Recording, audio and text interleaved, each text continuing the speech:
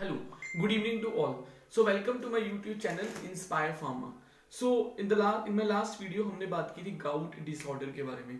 Basically हमने बात की थी कि गाउट जो होता है दैट एक मेटाबॉलिक डिसऑर्डर होता है जिसमें पेशेंट की बॉडी में जो यूरिक एसिड का लेवल होता है उसके ब्लड में जो होता है वो नॉर्मल लेवल से राइज हो जाता है.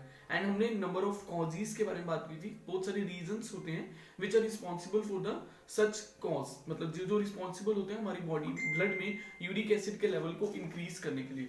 सो in the today's in my this video हम बात करने वाले हैं क्या क्या ट्रीटमेंट स्ट्रेटजीज, कौन कौन सी मेडिसिन जो है वो यूज की जा सकती हैं for the treatment of gout patient.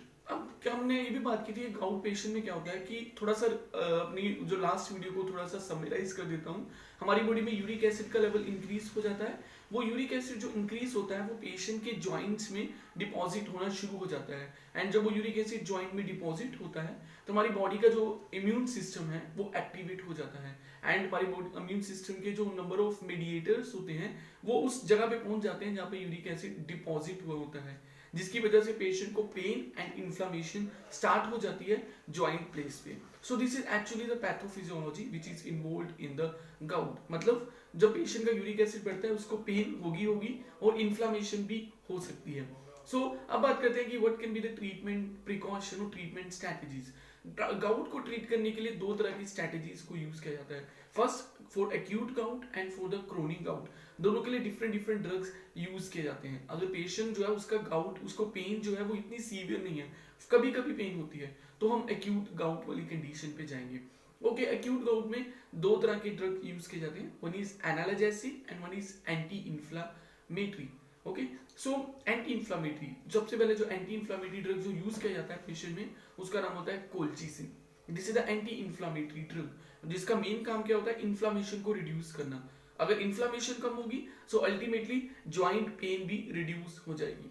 ठीक है, कोल्चिसिन जो है basically it is a natural drug. ये नेचुरल प्लांट है, ये सिंथेटिक ड्रग नहीं होता है. इस ये जो होता है it is a faster acting than the other pain reducing drug and the other analgesic drug such as indomethacin, such as sulfenpyrazone. So they are it is a quite effective than those drugs. चाहे उनका काम भी pen reduce करना होता है और inflammation कम करना होता है, but colchicine is the faster acting drug than the other non steroidal anti inflammatory drug. अब बात करते हैं कोल्चिसिन काम कैसे करता है. जैसे मैंने पहले बताया कि जब पेशेंट को गाउट डिसऑर्डर होता है उसके जॉइंट प्लेस पे नंबर ऑफ इन्फ्लामेटरी मीडिएटर्स पहुंच जाते हैं. तो कोल्चिसिन का काम क्या होता है, it reduces the permeation of and those inflammatory mediators at that joint place. जिससे क्या होगा कि पेशेंट की इन्फ्लामेशन कम हो जाएगी और पेशेंट की जो यूरिक एसिड इंक्रीज होने की वजह से पेन हो रही है वो भी रिड्यूस हो जाएगी. So this is how the colchicine actually work. It basically reduces the depolymerization of mitotic spindle, जिसकी वजह से सेल की डिवीजन कम हो जाती है और वो सेल जो होते हैं इस वजह से जो इन्फ्लामेटरी मीडिएटर सेल होते हैं वो वहां पे नहीं पहुंच पाते. सो this is the work of colchicine drug. However colchicine drug के नंबर ऑफ साइड इफेक्ट्स भी होते हैं. Gastrointestinal disturbances, this is one of the side effect. इसमें क्या होता है कि आपको डायरिया हो सकता है, आपको एब्डोमिनल क्रैम्प्स हो सकते हैं. Second side effect which can happen is alopecia. अब कईयों को अगर नहीं पता एलोपेशिया मतलब hair fall. So you can also suffer from the hair fall by the administration of this drug. So this is the first anti-inflammatory drug or pain reducing drug which we can use in the acute gout patient. Second drug which we can use in the patient is NSAIDs, that is non-steroidal anti-inflammatory kind of a medicines. इसमें कौन कौन से medicine आते हैं, ibuprofen, this is the anti inflammatory kind of drug. अब non steroidal anti inflammatory drug का क्या काम होता है, पेन को रिड्यूस करना और इन्फ्लामेशन को भी रिड्यूस करना. ये ड्रग कैसे काम करते हैं, ये ड्रग भी क्या करते हैं, they also decreases the production of number of inflammatory mediators by inhibiting the cyclooxygenase enzyme.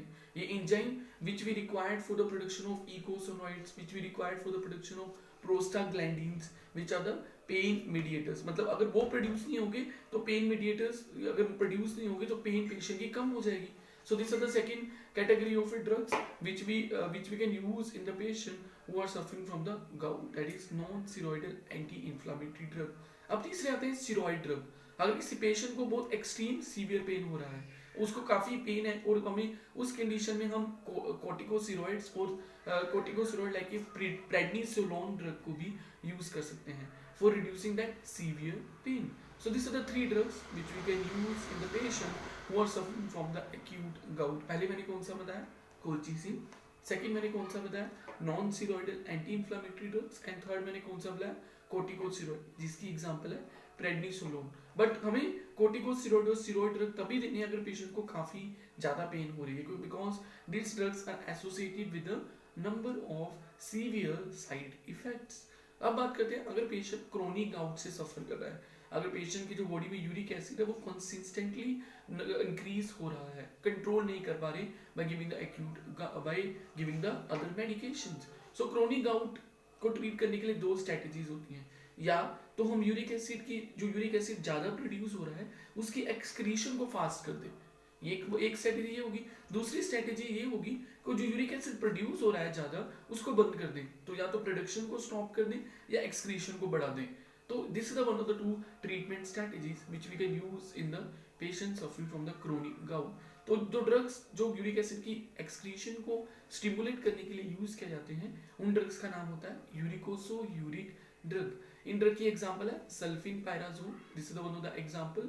प्रोबिन acid, this is the two examples of a drug uricosuric drug. अब इनके नाम से सजेस्ट होता है ये ड्रग वो ड्रग्स होते हैं जो यूरिक एसिड की एक्सक्रीशन को स्टिमुलेट करते हैं. बट क्वेश्चन हमारे दिमाग में आता है कि कैसे, what is basically there mechanism of action. अब क्या होता है जब हमारी बॉडी में यूरिक एसिड प्रोड्यूस होता है, हमें पता है कि हमारी किडनीज जो होती हैं वो हमारे बॉडी में जो भी ब्लड में फिल्टर होने के लिए आता है उसको रीअब्सॉर्ब करती हैं. We all know all this thing. Similarly हमारी बॉडी में जो यूरिक एसिड ब्लड में आता है तो हमारी किडनी की जो रीनल ट्यूब्यूल पार्ट होता है वो उसको रीअब्सॉर्ब करके दोबारा से ब्लड में भेज देता है. तो अगर हम उस रीअब्सॉर्प्शन को बंद कर दें, रीअब्सॉर्प्शन होगी नहीं तो वो सारा का सारा किडनीज के थ्रू चला जाएगा. So this is how the mechanism of action. They basically inhibit the tubule reabsorption of a uric acid. Reabsorption होगी नहीं, फिल्टर होके दोबारा से ब्लड में वापस जाएगा नहीं और वो सारा का सारा ब्लड किडनीज में से और यूरिन के थ्रू एक्सक्रीट हो जाएगा. तो इस तरह हम यूरिक एसिड की एक्सक्रीशन को फास्ट कर सकते हैं और पेशेंट की बॉडी में यूरिक एसिड के लेवल को कम कर सकते हैं. अब आते हैं the last and not the least, that is one of the major category of a drug, that is जो drug which are the drug which inhibit the synthesis of uric acid.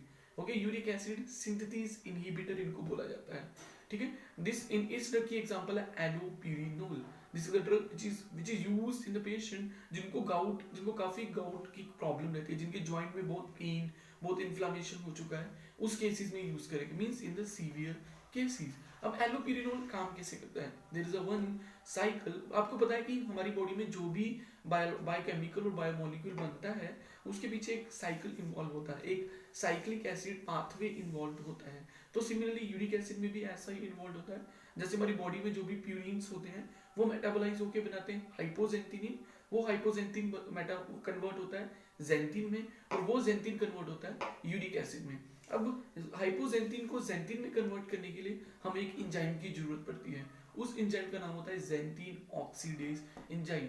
अगर वो जेंथिन ऑक्सीडेज एंजाइम नहीं होगा तो purine से hypoxanthine नहीं बनेगा, hypoxanthine से जेंथिन नहीं बनेगा और जेंथिन से यूरिक एसिड नहीं बनेगा. तो हम क्या करेंगे, उस एंजाइम को काट देते हैं, उस एंजाइम को क्यों ना टारगेट करें. So this is how the allopurinol work. It inhibit the xanthine oxidase enzyme. So xanthine oxidase enzyme inhibit हो गया, यूरिक एसिड बना नहीं, प्यूरिन से यूरिक एसिड कन्वर्ट हुए नहीं और हमें हमारा पेशेंट ट्रीट हो गया. हमारा पेशेंट का जो यूरिक एसिड ज्यादा प्रोड्यूस हो रहा था वो नहीं प्रोड्यूस हुआ.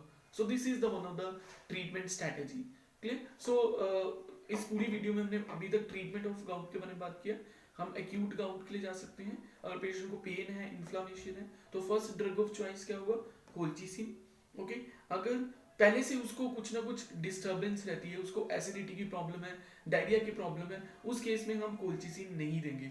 उस केस में हम non steroidal anti inflammatory drug देंगे. उसके बाद भी अगर उसको काफी सीवियर पेन होती है, उसको अचानक से इतनी पेन हो रही है कि वो कंट्रोल नहीं कर पा रहा है, तो उस कंडीशन में हम उसको स्टेरॉइड ड्रग देंगे.